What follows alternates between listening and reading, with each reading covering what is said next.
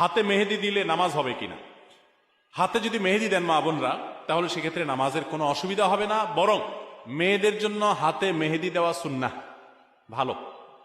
নবী করিম সাল্লাল্লাহু আলাইহি সাল্লাম কোন এক নারী কিছু একটা দিয়েছেন পর্দার আড়াল থেকে হাত দিয়ে বা কোনোভাবে, তো নবী সাল্লাল্লাহু আলাইহি সাল্লাম মহিলাদের ওদিক থেকে দেওয়া হয়েছে কিন্তু হাতে মেহেদি নাই, এটা দেখে তিনি আশ্চর্য হয়েছেন যে কোনো পুরুষ নাকি সেখানে, মানে পুরুষের হাত আসলো কোত্থেকে।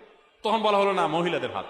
তখন নবী সাল্লাল্লাহু আলাইহি সাল্লাম আশ্চর্য হয়েছেন। এই হাদিস থেকে বোঝা যায় মেয়েরা হাতে মেহেদি দেওয়া সুন্নাহ।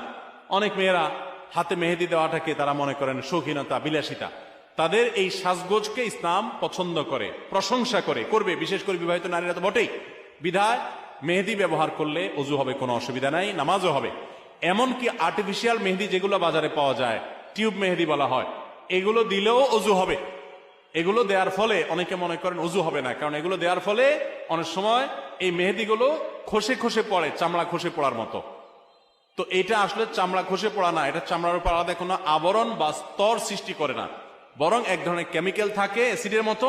এটার কারণে চামড়ার উপরে সূক্ষ্ম লেয়ারটা, যেখানে বেশি মেডিসিন পড়ে সেখানে একটু খসে পড়ে। এর কারণে আলাদা লেয়ার যেহেতু হয় না, অতএব এগুলো দিলে অজু হবে, নামাজও হবে, মেহেদি ব্যবহার করতে পারেন, কোনো অসুবিধা নেই। এবং মেহেদি চুলেও ব্যবহার করা যায়, পায়ে চাইলে পায়েও মেহেদি ব্যবহার করা যায়। অনেকে বলে না, যেই মেহেদি দাড়িতে চুলে ব্যবহার করা হয়েছে, নবী সাল্লাল্লাহু আলাইহি সাল্লামের সুন্নাহ যেটি, আপনার দাড়ি চুলকে সাদা হয়ে গেলে সেটাকে অন্য কালারে, মেহেদির কালার ইত্যাদিতে পরিবর্তন করার নির্দেশ তিনি করেছেন, তাহলে সেটা কিভাবে আমরা পায়ে দিতে পারি। অনেকে বলেন এটা একেবারে অযৌক্তিক কথা এবং শরীয়ত কোথাও এটা নিষেধ।